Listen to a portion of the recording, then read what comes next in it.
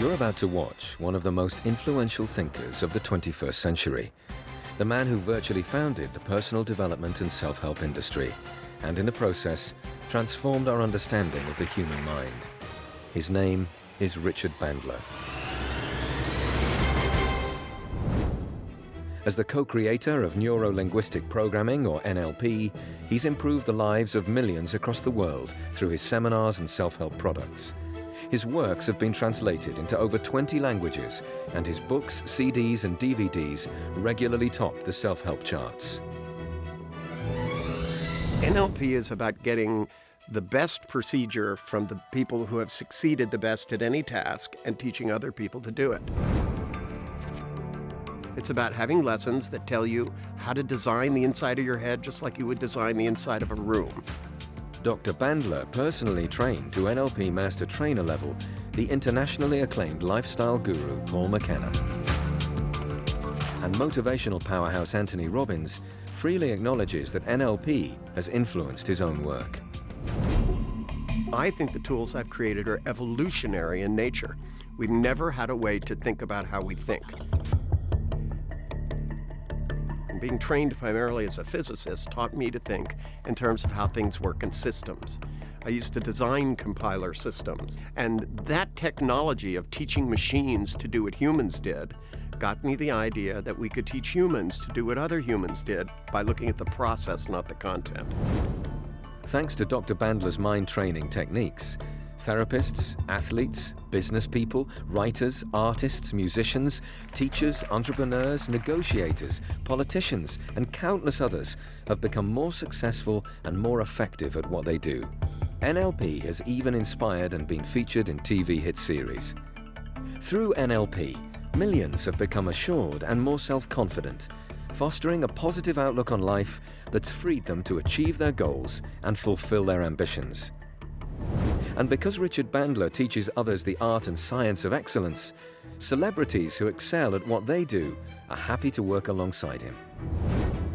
What I do is I teach people to think differently. You think differently, you feel differently, therefore what you can do expands. Whether you want to become a master in communication, reach the pinnacle in your powers of persuasion with techniques that will leave everyone winners, or simply overcome a phobia and gain more confidence, watch now and understand how you can change your life forever with Richard Bandler and NLP.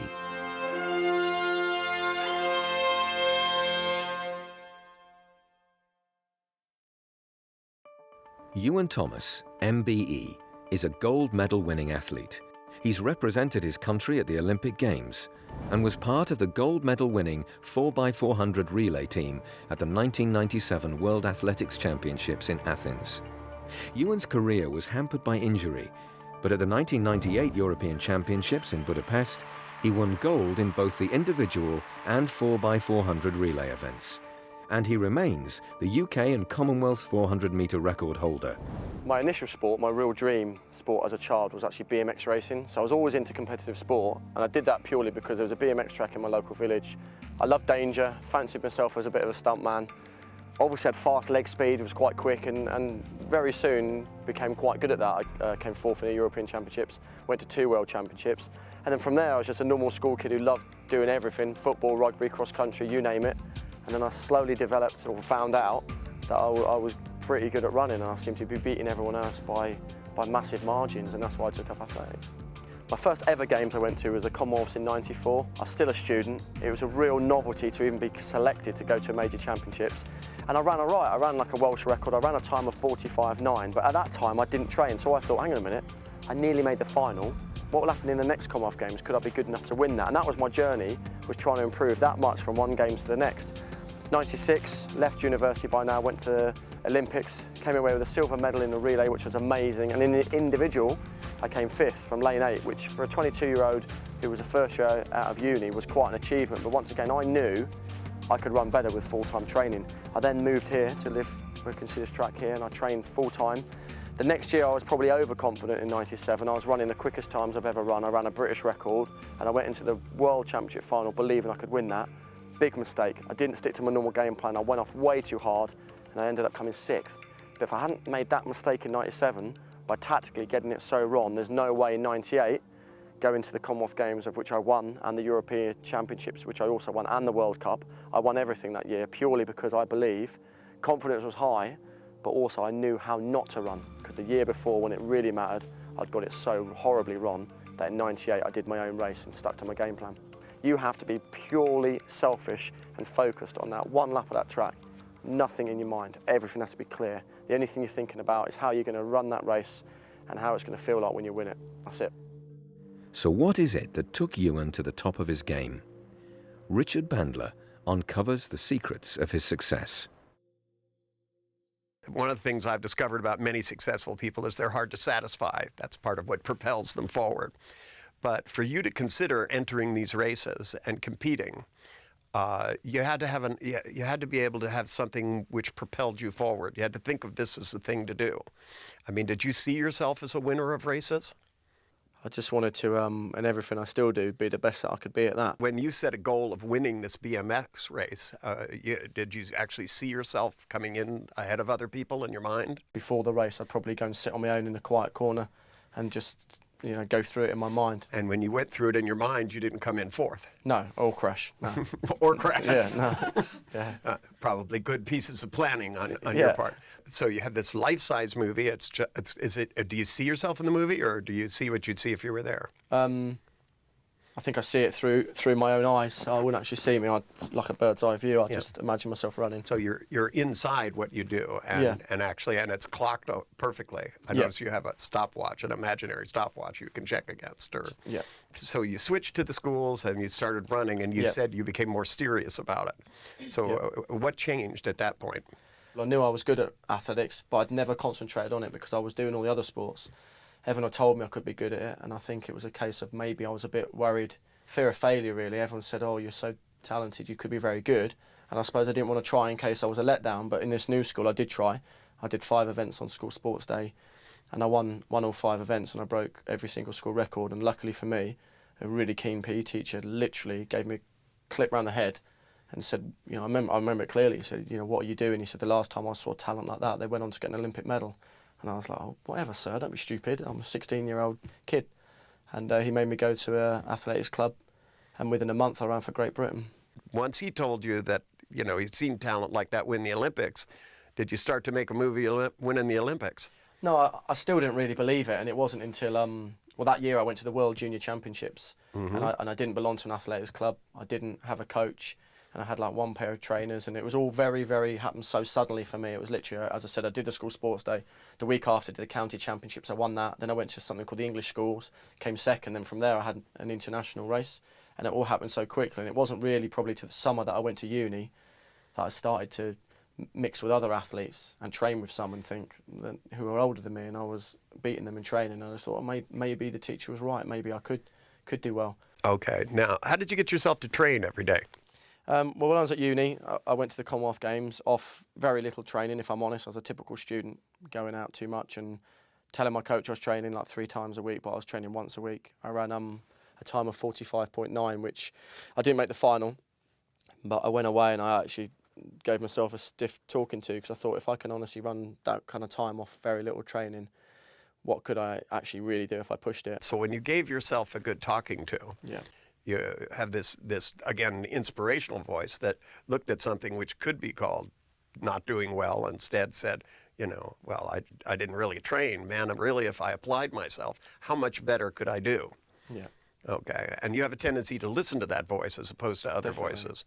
And that's what happened. I finished my degree. I moved to Southampton. I worked in a clothes shop in Next, part-time in the mornings, folding clothes and selling clothes. And in the evenings, I trained, and I just said to myself, because this was long before we had like government lottery funding. This was my mum and dad saying, look, we'll financially help you for a year, we'll pay your rent, let's see how good you could be. And I just, through respect to my parents, I just trained my heart out every night, to the point that maybe I was sick most training sessions, just to see how good I could be. And that year, I just had a breakthrough. Did you keep thinking about winning when you were training? I just remember words that people had said to me on the way, like a guy called Dan I used to train with, the best 400-metre runner in my event before me, Roger Black, used to train with my coach before. And this guy, Dan, said, look, you've run 45.9 off nothing. If you train, within a couple of years, you could be the British record holder.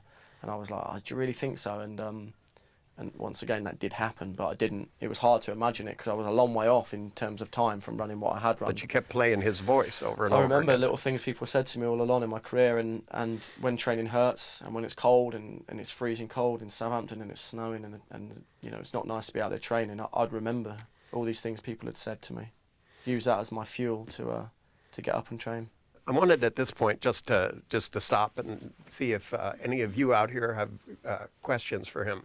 Iwan, a question I have for you. When you were describing living the race, was it visualization or were you feeling the race? Because you've used auditory quite a lot. You kept hearing the voice of someone advising you, you can do this. You're getting a mixture of those different senses. It was obviously people had said things to me along the way, so I was listening to that. And yeah, just thinking the race through in my head. He saw it from his own point of view. When you associate with a memory or with a constructed image, which is what he was making, a constructed, so to speak, fantasy, he was running down the track, he was inside himself, he's going to feel implicit muscle movements. It's going to feel like it feels like if you're there. You know, I didn't feel the physical pain, but I'd also go through it, and I can feel exactly how much wind will be brushing past my face at certain parts of the race. You can imagine the noises from the crowd, and you imagine the parts of the race where the lactic acid is starting to build up and where you want to concentrate. So I think visualisation was really a massive part. See, immense detail in preparation. And what he's talking about is precision of mental rehearsing. And if you rehearse to win, you're much more likely. I'd always expected athletes to be more kinesthetic, you know, they feel things more.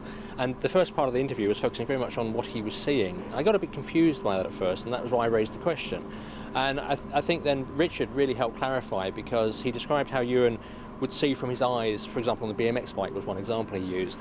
And really at that point I realised actually what Iwan is doing, he's feeling the entire sequence, and that he could, you know, live the running or the riding of that particular activity, and to the split second to know the timing. It was phenomenal to see that, and it actually, I could feel that the acknowledgement of how kinesthetic the sportsman is helped me immensely, because I will be working with some sportsmen, and to know how strong that bond is to kinesthetic is very important for me. Somehow or other, intuitively, you seem to have picked the best suggestions from people that, were the champion ahead of you, that said, you could stick to it, you'll do better. If you can do this half-assed, then boy, you could really refine your skills. And instead of saying to yourself, I'm always going to be a half-assed trainer, you decided to take that to heart and kept playing it in your mind. Yeah. You took a few good comments from people and kept playing them to motivate yourself. A very influential person on me was a 400 hurdler called Chris Akabusi, and it was 1998 season. 97 I'd had a great year. I set the British record and I was running well. In the beginning of 98 I was having a lot of injuries, and Chris invited me around to his house, and at the time I just thought he was bananas, what he told me to do, but it really helped. I remember, he said, what do you want to achieve this year? And I said, I want to be European champion and Commonwealth champion. And he said, right, get a load of Post-it notes and just write Iwan Thomas, European and Commonwealth champion, and put them in every mirror, every cupboard in your house. And my girlfriend at the time was like a bit annoyed about it, but that's what I did. And every morning I looked in the mirror, every morning I opened the fridge, it was facing me, and I was just so ready for everything that year. And I think, that was a great bit of advice that Chris gave me, just to see yourself as what you want to become, and then you'll do it. I'd say as far back as 3 months before the European Championship final, all I thought about was seeing myself. I knew where the track was, I knew exactly the layout of the track, grandstand. I imagined myself coming through that finish line, winning time and time again in my mind. So when I actually lined up for that final, it was almost second nature. I had never imagined myself coming second or third in that race. I only ever saw myself winning it, and that's what happened. If you find out how the best batter thinks about batting and what state he goes into and what he does, you can teach other people to bat well in a sport. And, the cloning of success and the structure of success is going to make the whole ability of us to learn. Once this gets into the lower educational systems, then we're going to be able to keep up mentally with our own technology. And on this planet, I think that's real important. You've told us about your accomplishments. Now let me ask you, were there any big setbacks? Loads of setbacks. I've lost many more races than I've won, and I think in my career particularly, maybe my event, the nature of my event, the history of it, with people like Derek Redmond, Roger Black, David Grinley before that. It's such a tough event, your body will break down. And after the very high of 1998, where everything I seemed to touch turned to gold. Complete opposite the following year, 1999. Very, very serious injury. I was out for a whole year and never ever gave up, but struggled to get back from those injuries. What did you do in your mind so that you didn't give up? How did you keep your eye on the prize? It's very hard, actually, when you're injured. Athletics is obviously an individual sport, so when you're running well, it's great, you get all the credit, but when you're not, it can be quite a lonely sport, to be perfectly honest with you. And you're at home injured and you're watching whatever championships is on TV, and it's very frustrating because I wanted to be out there. But I never ever gave up. I still believed I could run well. Okay. I still believe now, actually, believe it or not. Now I'm retired. I still look at the current athletes now, and I think, if I could train 5 days a week, I could, and that's not me being cocky or anything. That's just looking at the times people are running now are a lot slower than what I was running 10 years ago. Here you are, you're injured, you're watching TV, somebody's running along. And when you say you still believed, okay, what did you actually do in your mind to believe that you could rehabilitate yourself and run again? I'd go back to the good times and just think I just want to, if I can get back to 80% of the good times, I can still beat these guys now. So that's what I would do. I'll just go through the races in my mind. And so you go back to the races where you did exquisitely well. Yeah. And when you did those, did you see yourself in the race, or did you again do it from the inside? Do it from the inside. Did it so you go back and you remember what it felt like and all of those things. My problem was it wasn't my psychology. I still believed I could do it. It was just my body let me down. My body could no longer train at the level it needed to be that world-class athlete. It was a real battle, really, to try and get my legs to listen to my head. But a good idea, nonetheless. Yeah. You don't seem somebody who had settled for being an underachiever. No, and that doesn't seem to be in your nature. But no, maybe, and that's what was frustrating with the end of my career. The fact that it kind of fizzled out and I never got back to where I wanted to be. I would have loved to have finished my career on a high note. Yeah, I'm sure Muhammad Ali would have said the same thing. Yeah. The wheels come off your vehicle, you don't never buy a car again, you don't never drive again. You go around to the trunk, you pull out the spare tire, you put it on there, and then you go back and you remember where you were going. And if your car is completely in the ditch, then you take a frickin' taxi cab and you get there. Because the important part is where you were going, not the wheel.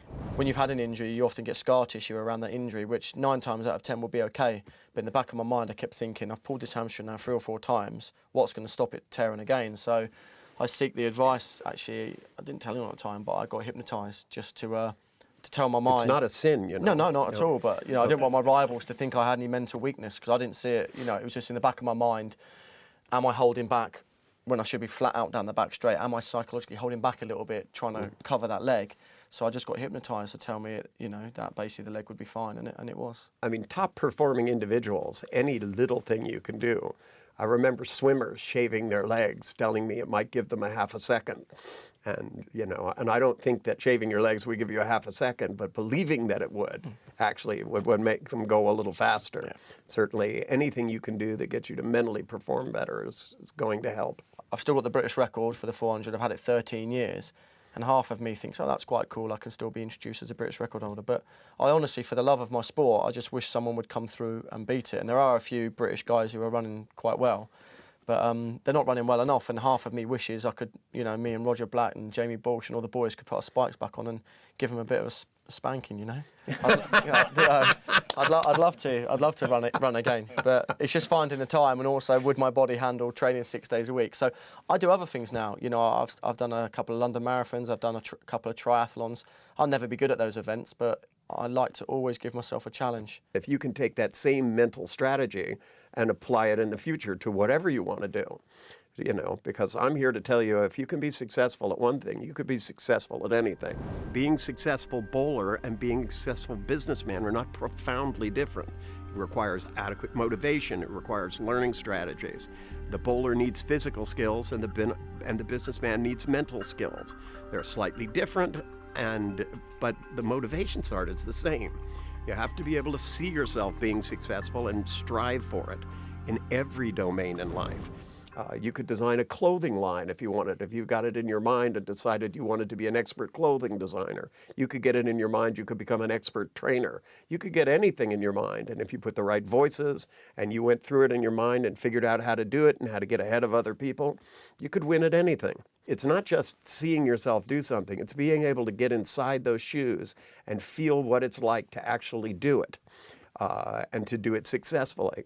A lot of young people now decide they're going to get married, but they never think about what it's like to be married. And so it never lasts very long. You know, they don't think about sleeping in the same bed with somebody, waking up in the morning, having to wash dishes and pay bills and raise children and change diapers. They don't run the movie long enough that they get to the end of the race, so to speak. So they don't have any idea about how life will change and how things will be different. And to be successful, are you married, by the way? No. No? Okay. Well, think about her. You put me off it now. Yeah.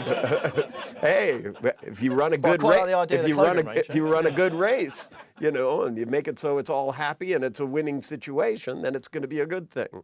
Make sure that the race for the rest of your life you've got planned out as much as you did winning, you know, an Olympic medal. You want to win at everything you do in life. And whatever your endeavors are, whether it's a marathon or whether it's a career, all of the things that you do, you should plan out equally that well.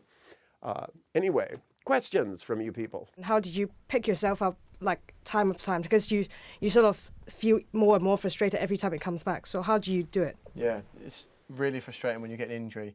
I only had probably 2 serious injuries, but I did keep getting reoccurring injuries, which were just very bad timing. So like I said, little hamstring tears, but they happened at the vital time when I'd missed the championships. I mean, I learned a lot about myself when I was injured. I think I became a much better person for having to battle through the bad times. I think I learned a lot about myself, and hopefully that will stand me in good stead for the rest of my life, I think. Good advice. Keep telling yourself that you can do better and you can get back and you can win. It's better than saying, oh shit, I'll never be as good as I can be. He still says, they're running at 80%, I can beat everybody. It's a good attitude. Can't beat a good attitude. Ewan, I was very interested in something you said earlier on about how you knew how long it was between now and then. Yeah. How do you know how time flows? I think really it's just years of training. So I think I just installed in my head, I just knew how quick times were. So I could do a rep without timing it. I still can, like up to like a year ago training with my coach, say we're doing a session of 200s, I'll come across a line and I'll shout to him, 23.8, and he'd go, yeah, it was 23.7, you know, and I'll be literally bang on, and I'm not timing it, I just know what that will feel like. Most of us have such a good circadian rhythm in our body. If we set the alarm in the morning for 7 o'clock, we wake up just before it goes off. So almost any device that exists, a measurement, you can put in your mind. And if you keep calibrating and making sure it works as well as the external one, that when I work for the US military, they have something called a rangefinder. And I taught people to build one inside their mind and to keep measuring the one inside their mind against a real one. And eventually people get to the point where the one in their head works as well as the real one. He's spent so much time working with the tool called a stopwatch that he's calibrated to it perfectly. What I'm interested in is Yes. what senses does Ewan use when he's actually calibrating? You're running around and you look over at somebody and you go 37.5. Yeah. Something has to tell you which numbers to say. Yeah, I don't know how it works. Well, just stop for a second, okay? I'll tell you what we'll do is okay, think of one of the races that you can remember well. Yeah. Okay, close your eyes. You're going to ask me to do it now, are you? I'm just going to ask you to close your eyes Yeah. and run through a short part of it. Yeah. Okay, and do you know how long that is? What time between when and when? I know Between- where I am now in my mind. Okay, wherever you are. Yeah. Okay, how do you know what to say, which numbers to say? Do you see a little stopwatch? I don't know what I see. Well, Well, the number comes into my head. Okay, when it comes into your head, what does it look like? Is it is it written on a scope? Is it written on a scoreboard? I've never even thought about it. I know you haven't, but that doesn't mean you can't. I think I just see it on a stopwatch, to be honest with you. I just see the digital numbers, the You s- writing. You see the digital numbers, so you have a little digital stopwatch in your brain. Where is it? Is it on? Is it up? Is it 2 feet in front of you? It's right in front of my eyes. Oh, so it's right here. You've got a thing, and it's a square little thing with digital numbers, or I'm just seeing the numbers, if I'm honest with you. I'm just seeing the numbers in the air. okay. So you have little digital, like they are on a TV when somebody's running, kind of Yeah. like all those races you watched on television. There's this little digital thing that runs. Yeah. Does it start at the beginning and run through the race, and you read it out, or does it just appear when you want to know what's on it? It just appears. It's not ticking around or anything. I Okay. just know where I am at a point in time. When you see the stopwatch showing digital numbers, where do you see it, and is it there the whole time, or does it come and go? Just when I need it, I think I When can you just. need it? Yeah. Okay. So you bring it up. But when you I've never thought about it till now, to be perfectly Yeah. honest with you. Yeah. I just know, as I said, when I've training before, I'd come across the line and I'd shout to my coach a time that I saw, Yeah. Yeah. and I'd normally be really close to within it. I'd Yeah. never be far out at all. Yeah.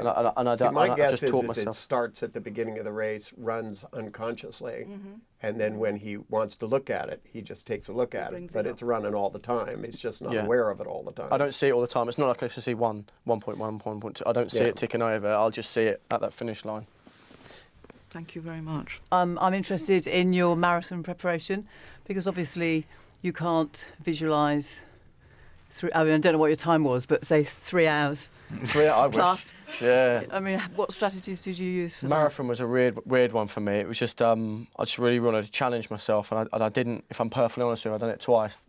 First year I didn't train at all. I just stepped up there as an ex-athlete to see if I could do it, and I ran like 3:58. This year I thought, wow, if I can run 3:58 off nothing, maybe I could run 3.5. So I trained for 6 months really hard. And it just went wrong on the day. I just didn't feel well. I ran 4:19. So next year I'm not training again. I'm just going to do it. But I didn't really. I think marathon's a different ball game. I think for me, the psychology is while I'm doing it, not preparing for it, because it hurts so much. And I remember this year I was really hurting, and I was at 21 miles, and someone in the crowd shouted, "What happened? You used to be an awesome athlete." And I was like, "Shit, I was a sprinter." Like, people can't understand the difference between sprinting and running for like 4 hours. Charming. But anyway, yeah, well, have you done marathons before? Yeah. Yeah. Good time? 3:09. Yeah, good. Very good. I don't think I could ever run that. Well, maybe I could. After today, I'm going to take on the world. I'm going to bring out a clothing range and never get married. Yeah. We've only spent a short time together, but I wanted to ask, is the way in which I've asked questions today taught you anything about yourself? Yeah, massively, actually. It's interesting for you to say that, you know, if I've been good at one thing, I could be successful at something else. And it's something my girlfriend always says to me.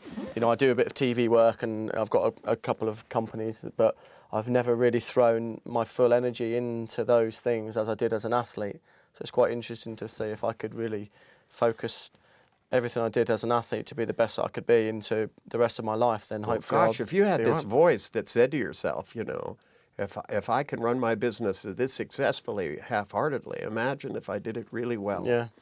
What's interesting is many people who are excellent at their job don't actually know why. And it takes an interaction with someone like Richard or NLP practitioners to tease out what is it that they do that's so effective. You see, if you take your own internal processes that work and you bring them into consciousness, this is your chance to take control of your mind and to become successful at whatever you do. If you want to start a business at home and you're going to be self-initiated, you have to look into the future. You have to make what you're seeing in the future compelling, which means you have to be able to adjust your fantasy of where you're going to be so it's so strong you feel it in every fiber of your soul. And to me, this is what NLP offers the world. The technology that I developed is all about freedom, the freedom to be successful, so that rather than, you know, your life flopping off, you get to take control of it and make serious choices about how you're going to think about what you're going to think about, and taking the best of your mind and making it work for you, and the rest of it forgetting about. Anyway, I'd like to thank you all for being here today. I appreciate your help and your questions. And hopefully from this, we can teach a lot more people in the world how to be a lot more successful. And I certainly want to thank you for coming by. It's been a real pleasure. Thank you very much.